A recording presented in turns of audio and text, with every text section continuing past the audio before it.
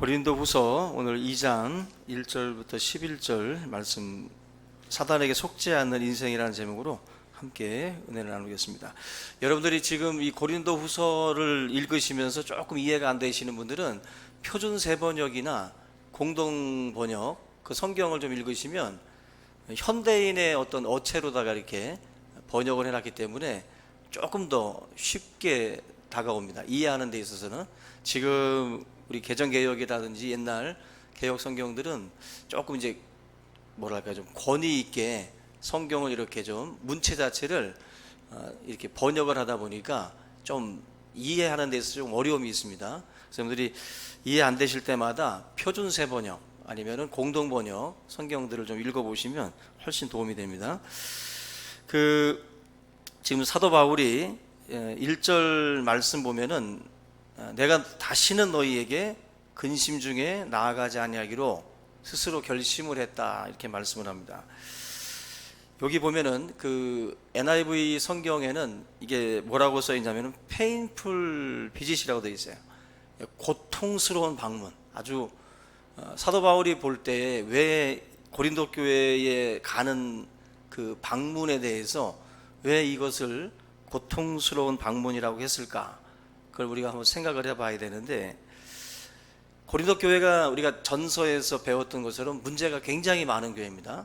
그 교회 안에 여러 가지 어떤 그 음란죄부터 시작을 해서 우상 숭배, 그러한 교회에서 있을 수 없는 죄가 만연해 있었기 때문에 그 소식을 듣고 사도 바울이 이제 편지를, 고린도전서를 쓴 거죠. 그럼에도 불구하고 이 교회가 바뀌지 않았습니다. 그리고 나서 곧바로 고린도후서가 들어가는 게 아니라 중간에 편지 하나가 더 있다 그랬어요. 그 편지가 더 있는데 그 편지가 소실된 겁니다. 지금 발견이 되지 않는데 그 편지를 다시 사도 바울이 보낸 거예요.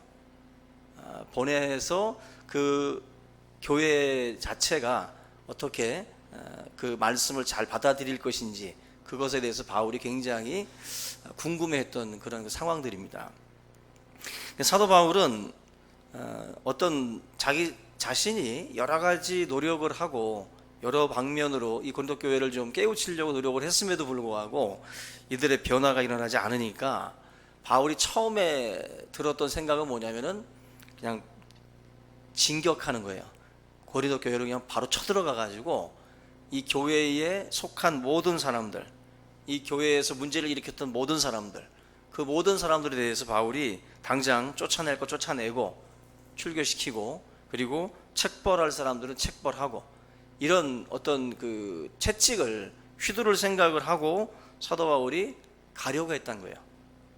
그러니까 한마디로 고통스러운 방문이에요. 왜냐하면은 자기가 사랑하는 교회거든. 자기가 세운 교회고 자기가 사랑했던 교회이기 때문에 그 교회 성도들에게 가서 그렇게 책망을 하고 채찍을 휘두른다는 것 자체가 상당한 고통이라는 거죠. 바울이 처음에는 그런 방문을 계획을 했던 거예요. 당장 내가 가겠다. 그런데 바울의 마음 가운데에 깨달음을 주신 거예요, 하나님이. 이게 아니구나. 이게 아니구나. 교회의 유익에 있어서도 그렇고 또 자기 자신에게 있어서도 그렇고 지금 이 흥분된 이 감정, 격정적인 이 감정을 가지고 가서는 안 되겠다. 그 한마디로 자기 스스로가 절제되지 않는 상황에서는 절대로 올바른 가르침이 나올 수 없다라는 생각에 이 방문 자체를 좀 제고한 거예요. 그게 지금 바울이 말하고 있는 이야기입니다. 오늘 민수기 20장에 보면은 무리바 사건이 있어요. 무리바 사건. 유명한 사건이죠. 사람들이 물이 없다고 불평을 하고 또 하나님과 모세에 대해서 이제 원망을 합니다. 그때 하나님께서 뭐라고 말씀을 하시냐면은 모세에게 가서 반석을 쳐서 물이 나오게 하라는 거죠. 물을 주라는 거예요. 근데 앞전에 이스라엘 백성들이 워낙 불평과 불만이 많았고 그때마다 하나님이 채워주셨음에도 불구하고 이들이 또 흥분을 하고 또 화를 내고 불평을 하니까 모세가 총회를 다 모아놓고서 반석 이 앞에서 하나님의 명령대로 반석을 내리치는데, 하나님께서는 한 번 내리치라고 말씀을 했는데 모세가 감정이 격해가지고 반석을 2번을 막 내리쳐요. 한마디로 자기가 화가 잔뜩 나 있다라는 것을 표현을 한 거예요. 근데 결과적으로는 물이 솟았죠. 물은 나왔습니다. 백성들이 원하는 것이 해결이 됐어요. 해결이 됐습니다. 근데 문제는 뭐냐면은 모세와 아론은 하나님 앞에서 실패했어요. 하나님께서 뭐라고 말씀을 하냐면은 너희가 나를 믿지 아니하고 이스라엘 자손의 목전에서 나의 거룩함을 나타내지 아니했다는 거예요. 물을 해결하는 것 자체가 중요한 게 아니라 너희들은 그 상황에서도 하나님의 거룩함을 나타내야 됐다라는 거예요. 다시 말하면 반석을 너는 아무리 흥분이 됐어도 한 번만 내리쳐서 하나님의 명령대로 순종을 하는 것이 마땅하다. 그러나 너희들은 지금 너희들의 감정이 격해서 감정대로 일처리를 해버리고 말았다라는 거예요. 결과론적으로 보면 물을 나오게 했기 때문에 뭐 좋은 게 좋은 거 아닌가 싶지만 사역의 측면, 하나님께서 이렇게 보실 때에는 그 태도와 자세가 맞지 않다라는 거예요. 이건 우리가 기적을 행한다 해도, 우리가 여러 가지 은사를 가지고 어떤 기적을 행한다고 해도 하나님이 기뻐하시는 것은 기적 자체가 아니라 기적을 행할 때라든지 어떤 사역을 할 때 임하는 우리들의 자세예요. 우리가 어떤 감정을 가지고 하나님의 일들을 감당하고 처리해 나가는가, 그걸 하나님께서도 중요하게 보신다는 거죠. 그래서 백성들의 잘못도 크지만 너희들의 잘못도 크다. 모세와 아론, 너희들이 행하고 있는 사역의 태도, 이 자세도 하나님 앞에 책망 들을 만한 일이다라는 거죠. 그런 말씀 들어보셨죠? 괴물을 다루다가 괴물이 되어 간다. 그죠? 우리가 죄의 문제를 다루다가 나도 모르게 죄의 덫에 걸릴 때가 있어요. 뭔가 나조차도 악감정을 가지고 그 문제들을 처리해 나가는 그런 실수를 범할 수 있다는 거죠. 사도 바울도 지금 고린도 교회 죄 문제를 딱 듣고 나서 이 문제를 딱 처리하려고 하는데 감정이 약간 격한 거예요. 그 격한 감정으로 문제를 처리하려고 하다 보니까 하나님의 거룩하심이 나타나지 않는 거죠. 바울이 거기에서 멈추게 되는 거예요. 결국 무리바 사건이랑 지금 이 고린도 후서 이 상황이랑 굉장히 유사한 겁니다. 지금 사도 바울 입장에서는 지금 막 달려가고 싶지만 그렇게 해서는 안 된다. 비슷하게 바울도 일탈할 수 있는 그 상황이었다는 거예요. 그래서 결국 그 바울은 고린도전서도 보내고 두 번째 편지도 보내면서 약간 뭔가 이렇게 상황들에 대해서 좀 기다리면서 문제를 처리해 나가는 그런 그 상황 속에 있었다. 결국 우리가 여기서도 뭔가 좀 교훈을 받을 필요가 있죠. 우리 스스로도 어떤 문제들을 다룰 때 뭔가 자기를 좀 이렇게 돌아보는 성찰하는 시간들이 필요합니다. 바울도 잠깐 놀란 거예요. 내가 지금 이게 아니구나. 내가 지금 옳은 일을 한다라고 생각을 했었는데 가만히 멈춰서 생각을 해보니까 지금 이건 분명히 하나님이 기뻐하지 않는 마음의 자세라는 거죠. 그걸 깨닫고 나서 멈춰버린 거예요. 우리의 마음에 만약에 기쁨이 사라지고 우리 마음 가운데 평강이 사라지면 문제가 있는 겁니다. 우리의 마음 가운데에 하나님이 주시는 그러한 그 기쁨, 바울은 자기가 이 일 처리를 해나가는 과정에서 기쁨과 평강이 사라져 버리는 것을 느낀 거죠.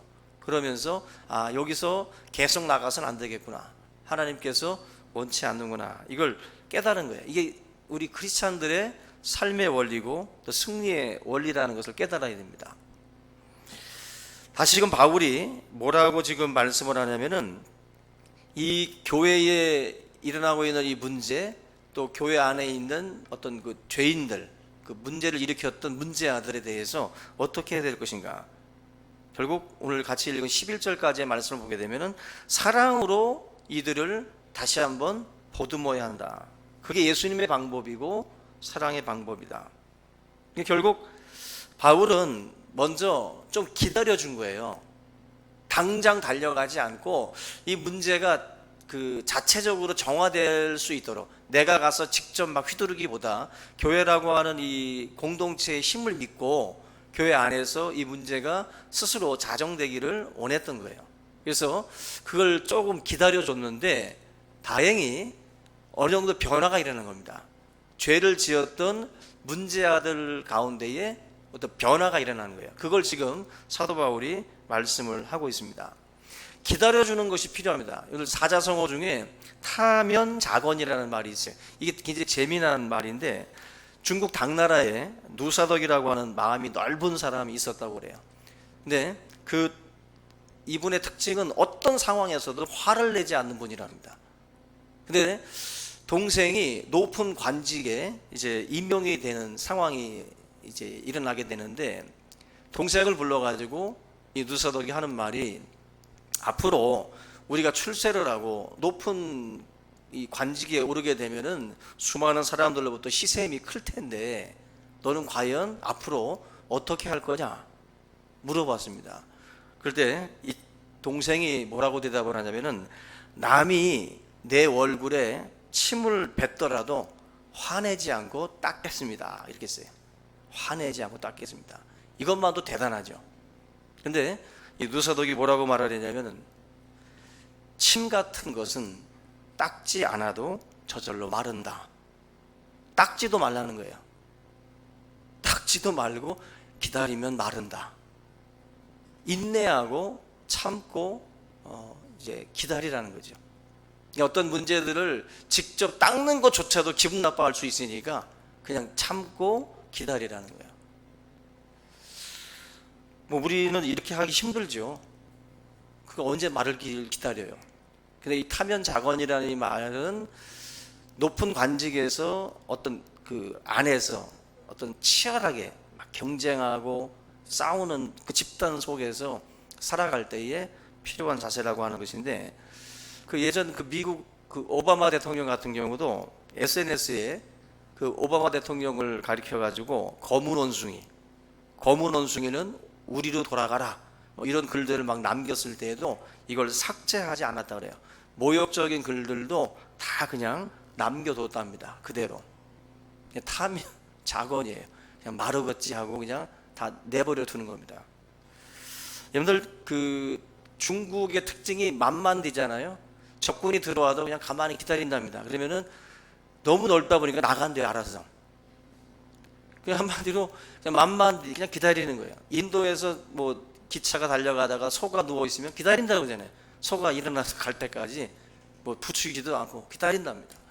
우리들의 삶 가운데에 필요한 것 중에 하나가 많은 사람들은 직결 처분을 원합니다. 즉시 어떤 문제들을 다루고자 하는데 예전에 제가 말씀을 드린 것처럼 문자 메시지를 보낸다든지 카톡을 보낼 때 흥분해가지고 보낼 때 바로 보내면 안 돼요. 하루 묵혔다 보내야 됩니다. 이메일도 그래요. 보내자마자 이게 요즘에는 뭐 카톡도 메시지 한 5분인가 몇 분 안에 지우면 지워지긴 하는데 그래도 어쨌거나 묵히는 작업들이 필요해요. 한 번 더 곱씹은 다음에 문자든 카톡을 날려야지 곧바로 격정된 감정으로 바로 우리가 그걸 보내고 나면 후회할 일이 많습니다. 그런 점에서 좀 기다려주고 참아주는 거. 바울이 지금 하고 있는 그 사역이 바로 지금 그 부분이에요.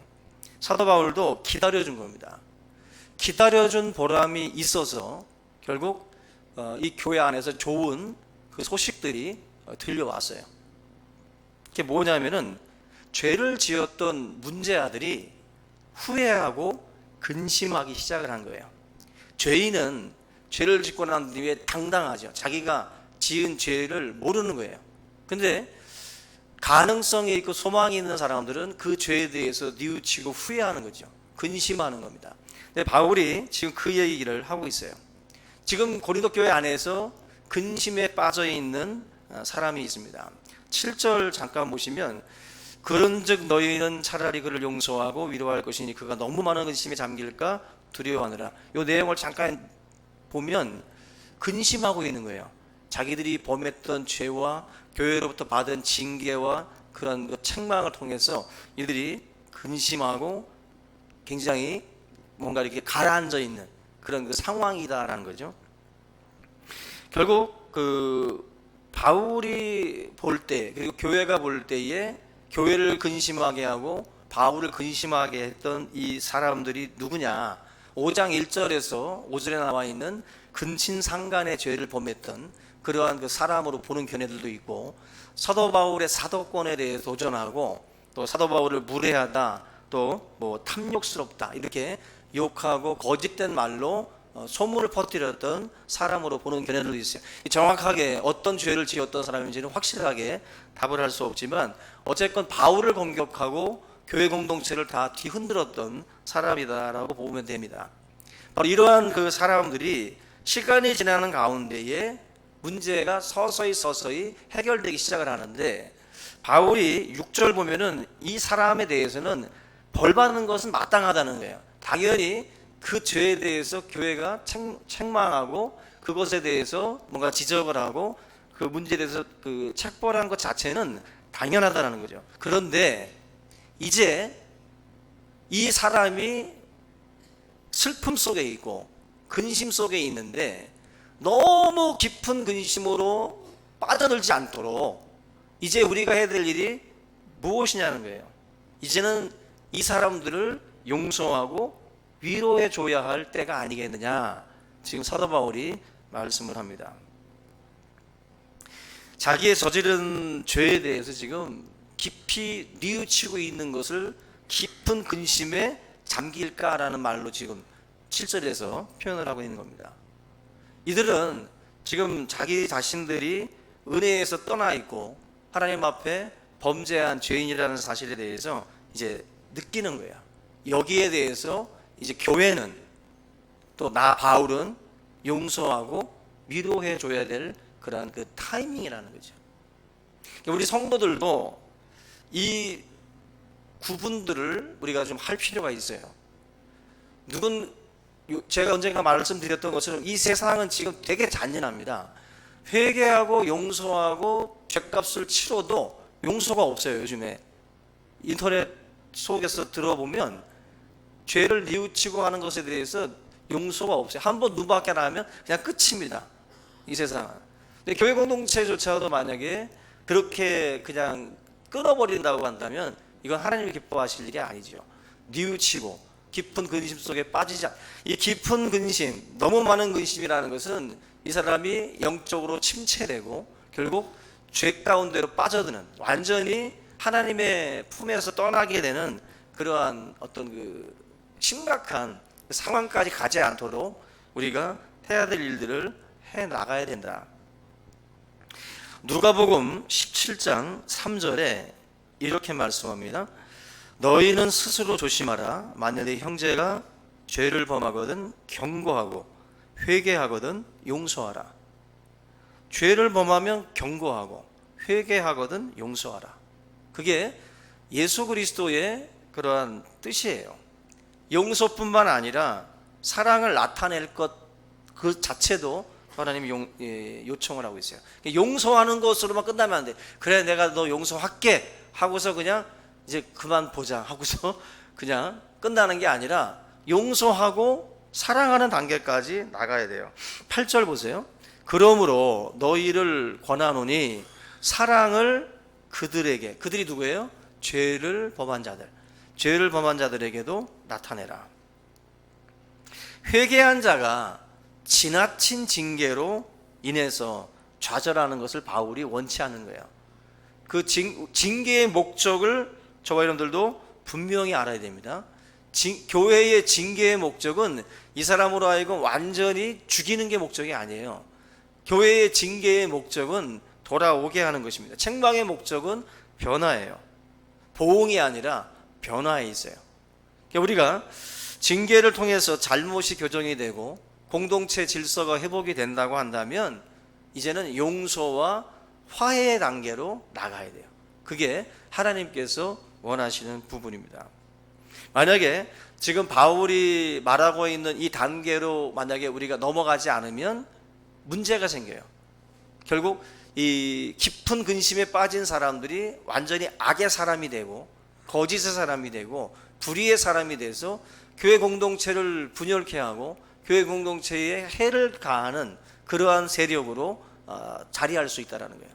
그런 점에서 사도 바울이 이 교회 공동체를 무너뜨렸던, 그리고 근심을 줬던 이 사람들의 회개에 대해서 이제는 받아주고 이 사람들에 대해서 용서할 것을 바울이 명령을 하고 있습니다. 사랑과 용서의 이 실천은 사실 교회로서는 마땅한 건데, 교회가 사실은 이런 부분에서도 인색해요. 교인들끼리도 사실은 이것이 자유롭지 못합니다. 흔한 말로 세상에서 싸우다가 술 한잔 마시고 해결하면 되는데, 교회에서는 술이 없어서 그런지 몰라도, 술을 안 마셔서 그러나 몰라도 이 문제들이 해결되지 않고 계속해서 꽁 하고 주님 오실 때까지 가는 거예요. 주님 오실 때까지. 주님 오셔서 야, 술 한잔 마시고 니네 화해해라, 뭐 이렇게 할 것 같습니까? 성경을 자세히 보시면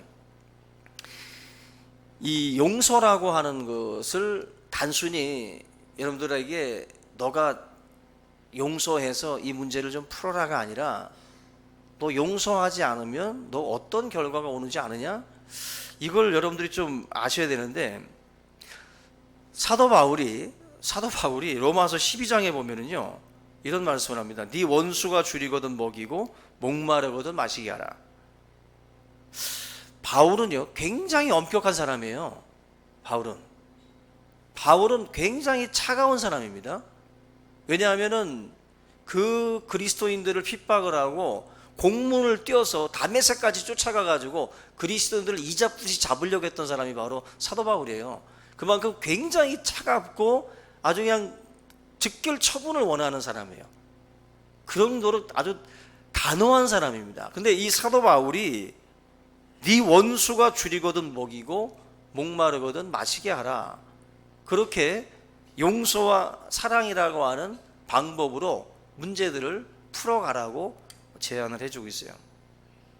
그런데 마귀가 어떤 방법으로 저와 여러분들의 영혼을 빼앗아 가는지를 아셔야 돼요.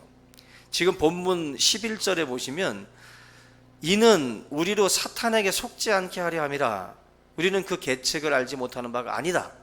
이 11절이 왜 나왔어요? 용서하고 사랑하라는 말씀을 하면서 우리가 용서하고 사랑하지 않으면은 너 우리 잘 알지 않느냐, 사탄에게 속지 말아라. 사탄에게 속지 말고 용서하고 사랑하는 단계로 나가지 않으면 그 사단의 계책에 우리가 여지없이 다 넘어진다. 결국 우리 영혼을 빼앗아서 지옥으로 끌고 가는 이 사탄의 계략이 뭐냐면은 결국 이거예요. 사탄은 우리를 속입니다. 어떻게 속이느냐? 바로 이 미움이라는 것을 우리 마음 가운데 심어요. 미움이라고 하는 것이 우리 마음 가운데 심겨지게 되면 사단의 이제 강력한 도구가 되는 겁니다. 여러분들은 미움이라는 것이 심겨지게 되면 우리 영혼을 사단은 얼마든지 이제 도둑질해 갈 수가 있는 거예요.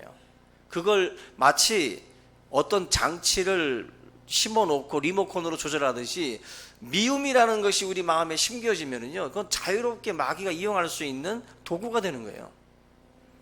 성경 요한일서 3장 8절 보면은 죄를 짓는 자는 마귀에게 속하나니, 죄를 짓는다, 미움이라든지 이런 죄를 짓게 되면 마귀에게 장악당하는 거예요. 마귀에게 속한 자가 되는 겁니다. 결국 미움을 마음속에 품거나 미움의 죄를 짓게 되면 마귀에게 속하는 자가 되는 거예요. 마귀에게 속하는 자가 완전히 장악당하는 거죠. 그래서 우리가 경계해야 될 것 중에 하나가 미움이에요. 시기와 질투, 미움은 이게 마귀가 우리를 사용하는 데 있어서 굉장히 중요한 거죠. 그걸 먼저 심어 놔야 자기 꼭두각시가 되는 거예요. 꼭두각시가. 용서하는 삶은 저나 여러분들이 사는 삶이에요. 우리가 마음으로 용서하고 열려 있지 않으면 우리 자신이 죽습니다. 그래서 예수님이 베드로가 예수님께 그런 질문을 해요. 형제가 잘못했을 때 몇 번 용서해 줍니까? 그러면서 잠은 자다, 자기 스스로 7번까지 하면 되겠습니까? 라고 크게 한번 씁니다. 그때 예수님이 7번이 아니라 70번에 7번이라도 용서해라. 490번이죠. 살면서 이렇게 많이 용서할 일도 없는데 계속해서 끝없이 예수님은 용서해 주라고 말씀을 하고 있는 거예요. 우리가 이 말씀을 어떻게 이해하셔야 되냐면 1만 달란트 탕감받은 자의 비유를 통해서 이해하시면 됩니다. 내가 1만 달란트, 우리 요즘 돈으로 말해서 1조를 내가 빚을 졌다면 그 1조를 내가 용서받았어. 탕감받았어요. 갚을 수도 없는 돈 아닙니까? 1조면. 근데 나한테 10,000원 빚진 자가 있네? 근데 1조를 탕감받은 사람이 10,000원을 안 갚았다고 이 사람을 감옥에다 집어넣어 버려. 있을 수 있어요, 없어요? 말도 안 되는 일 아닙니까? 바로 예수님의 비유가 그거예요. 1만 달란트 빚진 자가 탕감받았는데 어떻게 100데나리온을 빚졌다고 해서 그 사람을 옥에다 집어넣느냐? 결국 우리가 예수 그리스도에게 받은 용서는 1만 달란트예요. 우리들의 죄가. 그러면 나에게 누군가가 지은 죄는 10,000원 정도 되는 거예요. 그러면 내가 받은 그 은혜와 사랑을 생각한다면 10,000원 정도는 우리도 이제는 마음을 열고 용서해 줘야 되지 않느냐라는 게 바로 예수님의 비유의 핵심입니다. 결국 저나 여러분들이 작은 실수를 우리가 용서하지 않으면 우리 자신이 사실은 예수님의 비유를 보면은 우리도 감옥에 가는 거예요. 1만 달란트를 탕감해줬던 그 사람이 그 냉정함에 저놈을 당장에 감옥에다 집어넣으라 그랬어요. 그러니까 우리가 누군가를 용서하지 아니하면 우리가 다시 감옥에 가는데 그 감옥이 바로 지옥이죠. 저는 이걸 지옥이라고 봅니다. 왜냐하면 내가 우리의 형제들을 용서하지 않고 미워하게 되면은요, 그 미움이라는 것은 아벨과 가인의 그 제사에서도 보는 것처럼 미움이 자라면 이성을 잃어요. 그리고 올바른 판단을 못합니다. 정확히 보질 못해요. 결국 죄의 종로로 타는 그 길로 우리가 갈 수밖에 없어요. 내가 용서하지 아니하면 그냥 그것으로 그냥 단절된 상태로 사는 차원이 아니라 우리 영혼이 죽고 우리 영혼이 사단에게 속아서 결국 우리 삶 자체가 망가질 수밖에 없다라는 것이죠. 그걸 용서하셔야 됩니다. 그 미움을 내쫓으셔야 돼요. 그거 내쫓지 아니하면 그 장악당하게 돼 있어요. 그래서 지금 바울도 그런 점에서 자기를 해하려고 했고 자기의 사도권을 도전하고 자기의 권위와 자기의 가르침에 대해서 반기를 들었던 그 세력들에 대해서 사도 바울이 얼마나 악감정이 있었겠어요. 그러나 그걸 다 풀고 용서한다라고 지금 사도 바울이 말씀을 합니다. 그러면서 교회 공동체도 같이 용서하고 위로해 줘야 된다라고 말씀을 하는 거예요. 용서는 사랑이고 이것은 성령의 열매 중에 하나입니다. 인간의 힘으로 할 수 없음을 우리가 인정을 하고 하나님 앞에 이 성령의 열매가 있기를 우리 삶 가운데에 바라고 성령의 충만함을 얻기도 하셔야 돼요. 그 성령의 충만함 가운데에 우리가 이 용서의 이 사랑의 열매들을 맺어 가게 될 줄로 믿습니다. 여기 갈라디아서 5장 16절 보니까 내가 이르노니 너희는 성령을 따라 행하라. 그리하면 육체의 욕심을 이루지 아니하리라. 성령을 따라 행하셔야 사단이 주는 이 미움을 극복할 수가 있고 우리가 이 죄에서 자유할 수가 있습니다. 아브라함 링컨이 위대하다라고 하는 이유 중에 정직함도 있지만 포용력을 들어요. 그 스탠턴이라고 하는 자기의 대적자를 국방장관에 앉히죠. 그것에 대해서 많은 사람들이 반대했고 어떻게 당신의 적을 국방장관에 앉히냐고 많은 사람들이 반대를 했습니다. 그때 링컨이 뭐라고 했냐면은 자기 안에 있는 나는 내 속에 있는 원수를 없애야 됩니다. 내 속에 있는 원수를 없애야 된다는 거예요. 그렇기 때문에 그 사람을 등용시켜서 그 일을 맡긴 거예요. 단순히 원수가 아니라 적임자였고 능력이 있었던 사람입니다. 그러나 미움 때문에 그를 외면한다면 그건 아니라는 거죠. 결국 링컨이 그렇게 사람들에게 위대한 대통령으로 인정받는 이유는 이 포용력에 있어요. 포용력. 우리의 삶에도 결국 하나님 앞에 이 부분을 놓고 기도해야 될 것입니다. 고린도 교회와 사도 바울이 지금 교회에 근심을 줬고 문제를 일으켰던 그 대상들에 대해서 다시 한번 이야기를 하면서 사단에게 속지 맙시다. 우리 교회 공동체를 향해서 그 이야기를 하는 거예요. 저도 그렇고 교회도 그렇고 사단에게 속지 말고 사랑하고 용서함으로 해서 이 문제를 풀어나가는 그러한 방향으로 나가자고, 그것을 지금 바울이 제안을 하고 있는 겁니다. 여러분들의 삶을 잘 돌아보시고 또 우리의 삶을 다시 한번 돌아보고, 우리도 사단의 계책, 사단의 속임수에 우리가 넘어가지 말고 언제나 회개하고 또 하나님 앞에 깊은 근심 속에, 영적 침체 속에서 회개하고 뉘우치는 그러한 심령들에 대해서 저희들이 용서하고 사랑할 그런 준비가 되어 있는 그런 그 교회가 될 수 있기를 주님의 이름으로 축원합니다. 우리 이 시간 다 같이 이 말씀을 함께 붙들고 한번 동성으로 기도하겠습니다. 같이 기도합니다. 살아계신 하나님 아버지, 은혜와 사랑을 감사를 드립니다.